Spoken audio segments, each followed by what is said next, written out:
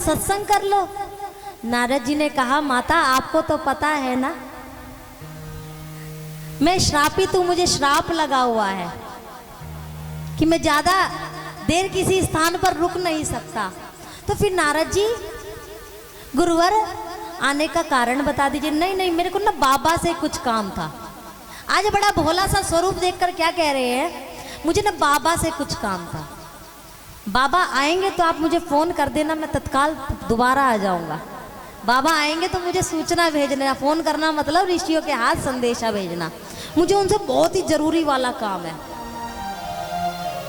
माता जी ने कहा कि अब आपके बाबा आके समाधि में बैठ गए तो थोड़ी सी गड़बड़ हो जाएगी।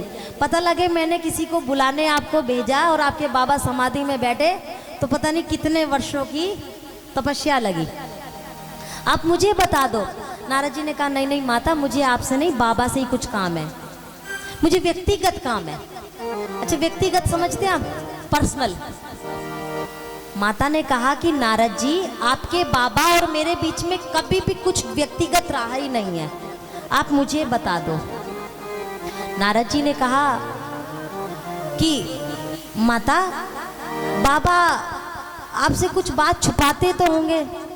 माता ने कहा नहीं नहीं आपके बाबा मुझसे सारी बात छुपाते नहीं है, सब बताते, कुछ नहीं छुपाया मुझसे। कोई कितना भी पत्नी से प्रेम करने वाला हो एक ना एक बात तो छुपाता है।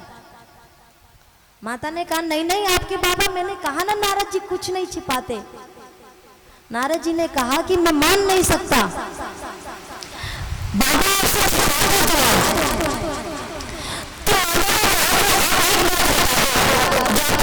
मुझसे छुपाई हो। नारद जी ने कहा क्या बाबा ने आपसे ये बताया अब से पहले उनके कई विवाह हो चुके हैं? आपसे पहले उनके कई विवाह हो चुके हैं, शब्दों को सुनना। और जैसे ही माता ने सुना तो माता तो क्रोध में आ गई, मुझसे पहले कई विवाह करके बैठे हैं। बाबा ने आपको कभी बताया कि वो मुंडों की माला क्यों पहनते हैं? अब पार्वती माता चुप कि मैं तो अब तक बड़ी कह रही थी कि मेरे पति मुझसे कुछ बात नहीं छुपाते। ये तो दो प्रश्न किए, दोनों के दोनों ऐसे निकले जो मुझसे छुपाए गए हो।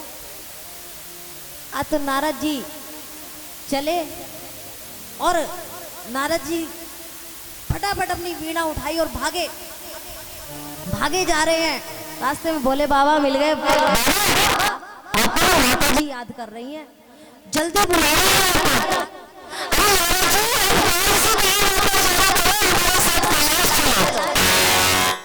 वहां पर चलकर कुछ हरि नाम करेंगे, कुछ सत्संग करेंगे, कुछ भगवान की चर्चा करेंगे। नारद जी ने कहा नहीं नहीं पता है मैं अभी कैलाश से आ रहा था, मुझे ऐसा लगा कि माताजी कुछ गुस्से में है, और जहाँ थोड़ा सा गुस्सा उस्सा दिखाई देना पति पत्नी के बीच में, वहां पे तीसरे व्यक्ति को बैठना नहीं चाहिए, क्योंकि हमने कहावत सुनी है कि गेहूं के साथ घुन जरूर पिसता है। पता लगे भोले बाबा डांट आज आपकी पिटनी है और आपकी जगह मेरी पिट गई तो। भोले बाबा ने कहा कि चलो चलकर देखते हैं कि आज हुआ क्या ऐसा कैलाश पर, हम तो सब कुछ अच्छा खासा छोड़ के गए थे। 2-4 घंटे चले क्या गए, लगता है माता नाराज हो गई हमसे, लगता है उन्होंने हमारे लिए बढ़िया सी भांग वांग घोट के रखी होगी और हमने आने में विलंब कर दिया, इसीलिए नाराज हो। आज महादेव जी ने आकर पार्वती जी को बुलाया। पार्वती जी माता जी आई बाबा के सामने और बाबा ने कहा कि नारद जी बता रहे थे आपको मुझसे कुछ काम है, कुछ बात करनी है। माता चुप, गुस्सा आ रहा है, कहें तो कहें क्या। माता ने चुप्पी साधी है, क्या करें। बाबा कहते हैं कि देवी मुझे अभी नारद जी मिले थे रास्ते में, वो बोल रहे थे कि तुम बहुत गुस्सा हो, क्या हो गया। माता जी चुप। माता जी ने चुप्पी चुप्पी में एक बारी ऐसा हुआ कि बांध टूट गया। माता जी ने कहा मुझसे क्या पूछते हो, जाओ ना दूसरी वाली के पास। बाबा ने कहा दूसरी वाली, वो कौन से वाली है जिसका आज तक हमें नहीं पता। बोले नारद जी बता रहे थे कि मुझसे पहले आपके कई विवाह हुए हैं, बाबा भी बड़े सोच में पड़ गए। बाबा ने 2-4 बार इस शब्दों का गुंजन सुना कि मुझसे पहले आपके कई विवाह हुए हैं। तो बोले हाँ हुए हैं, आपसे पहले मेरे कई विवाह। बोले हाँ, तो अब तक मुझे बताया क्यों नहीं? आप तो कहते थे कि मैं आपकी अर्धांगिनी हूँ, आधे अंग में विराजती हूँ आपके। बाबा ने कहा अरे देवी, वो कह रहे थे आपसे पहले मेरे कई विवाह हुए हैं, यानी मैंने जब जब विवाह किया आपसे किया। माता ने कहा कि अगर पहले हमारे कई विवाह हुए हैं तो मुझे याद क्यों नहीं है, और ये क्यों नहीं बताया आज तक कि मुंडों की माला किसकी है? महादेव जी ने कहा कि देवी, तुम जब तुमने अपना शरीर त्यागा तो मैंने तुम्हारा मुंड अपने गले में लटका लिया कि तुम्हारे ही मुंड है।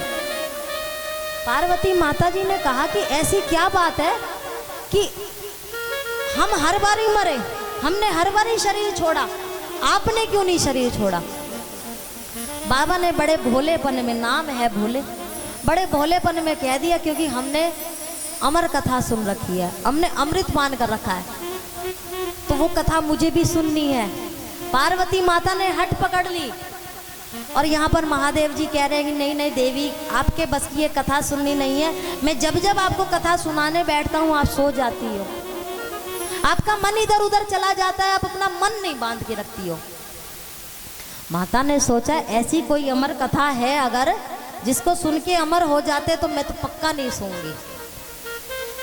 महादेव जी कहने लगे कि चलो देवी, वो फिर कभी सुनाएंगे, आज नहीं। पार्वती माता ने कहा आज ही सुननी है, अभी सुननी है। और जब देवियां अपनी हट पकड़ लेना तो बाबाओं के बस की नहीं है फिर उन्हें संभालना। यहाँ पार्वती माता कहती है देखो, कथा सुनाते हो तो सुनाओ, नहीं तो मैं अपने पीहर चली, नहीं तो मैं अपने पीहर जा रही हूँ।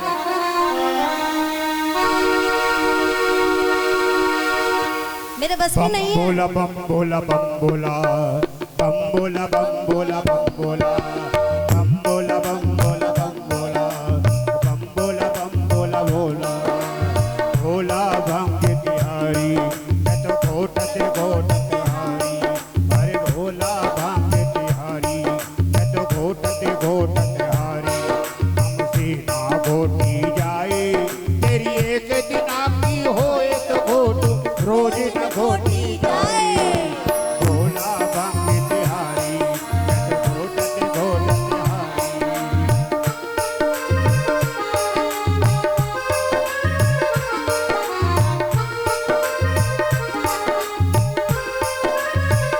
बम भोले।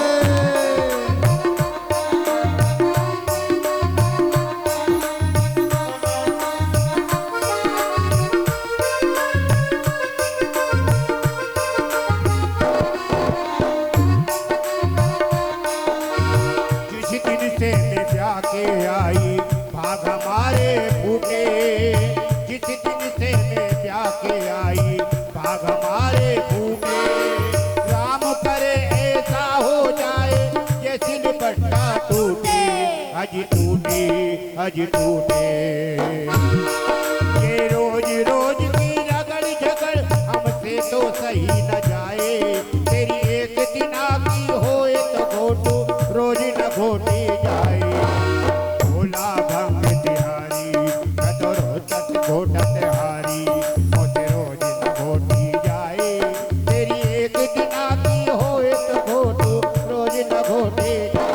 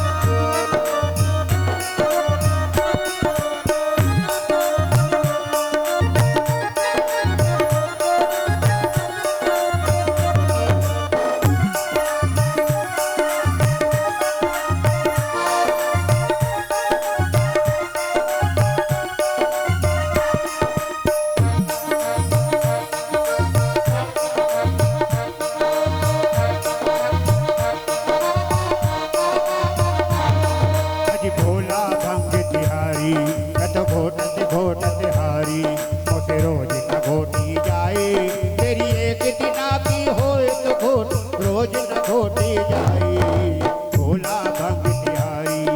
बम बोला बम बोला बम बोला, तेरी बम बोला बम बोला बम बोला, बम बोला बम बोला बम बोला, तेरी बम बोला बम बोला बोला। जय जय श्री राधे श्याम।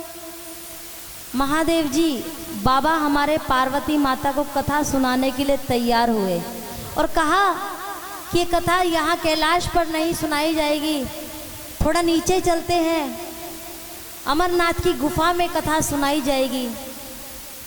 महादेव जी पार्वती माता को साथ लेकर चले और कहते हैं कि ये कथा हमारे और आपके अलावा और कोई नहीं सुनेगा, कोई जीव ऐसा नहीं हो जो कथा सुने।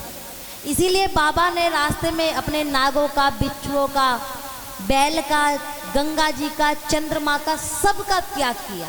यहाँ तक कि अपने पुत्र गणपत जी का भी त्याग करते हुए अमरनाथ की गुफा में पहुँचे। कल्पवृक्ष के नीचे, एक पेड़ के नीचे व्यास आसन लगाया गया और महादेव जी विराजमान हुए। महादेव जी ने 3 बार ताली बजाई कि जितने भी जीव हैं वो सब यहाँ से उड़कर चले जाए, और सिंह की तरह दहाड़े कि कोई भी दूर दूर तक कथा के स्थान तक, दूर दूर तक भी कोई जीव ना हो। महादेव जी कथा सुनाने बैठे, लेकिन एक जीव वहां उपस्थित था। वो कौन सा जीव था? जिसका भी जन्म नहीं हुआ था। सुखदेव जी जब बाबा ने ताली बजाई और शेर की तरह दहाड़े, तो शुक पक्षिणी अपना अंडा छोड़कर वहां से उड़ के चली गई। अंडा वही रह गया जिस अंडे में हमारे सुखदेव जी विराजमान थे। और बाबा कथा सुनाने बैठे, कथा सुनाते रहे। बाबा ने कहा कि देवी मैं कथा सुना रहा हूं, पर मेरी एक शर्त है, जब तक मैं कथा सुनाऊंगा तब तक तुम बीच बीच में हुंकारा लेती रहना, मुझे पता चले कि तुम कथा सुन रही हो। कभी कभी ऐसा होता है कि व्यास के भाव ऐसे हो जाते हैं कि कथा सुनाते सुनाते वक्ता जो है भगवान में लीन हो जाते हैं, उन्हें नहीं पता कि सामने श्रोता कथा सुन रहे नहीं सुन रहे, तो इसलिए आप हुंकारा देती रहना। कहा ठीक है। महादेव जी ने कथा सुनानी शुरू की। कथा सुनाते सुनाते सुनाते सुनाते कृष्ण जन्म पर पहुंची, बाल लीलाओं पर पहुंची, और उसके बाद में जब महारास आया तो भोलेनाथ अपनी नेत्रों को बंद करके महारास में पहुंच गए। और जैसे ही भोलेनाथ के नेत्र बंद हुए तो इधर पार्वती माता जी को भी नींद आने लगी। पार्वती माता जी नींद के झोंके लेने लगी। अब नींद के झोंके लेते लेते लेते लेते माता बढ़िया से सो गई। इधर महादेव जी को हुंकारा देने लगे सुखदेव जी। जब प्रभु की कथाएं, बाल लीलाएं चल रही थी ना, तो उस समय पर जब सुखदेव जी ने बाल लीलाओं का दर्शन किया तो अंडा फटा और उसमें से छोटे से सुखदेव मुनि महाराज का प्राकट्य हुआ। बोलिए सुखदेव मुनि महाराज की। और तोते का स्वभाव कैसा होता है कि जो आप बोलोगे वही तोता बोलेगा।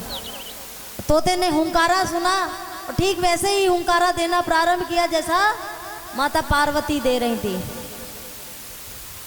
कथा विश्राम की तरफ गई। मेरे गोविंद कथा में ये धराधाम छोड़कर बैकुंठ गए और महादेव जी ने जोर के जय घोष की, जय जय श्री राधे श्याम।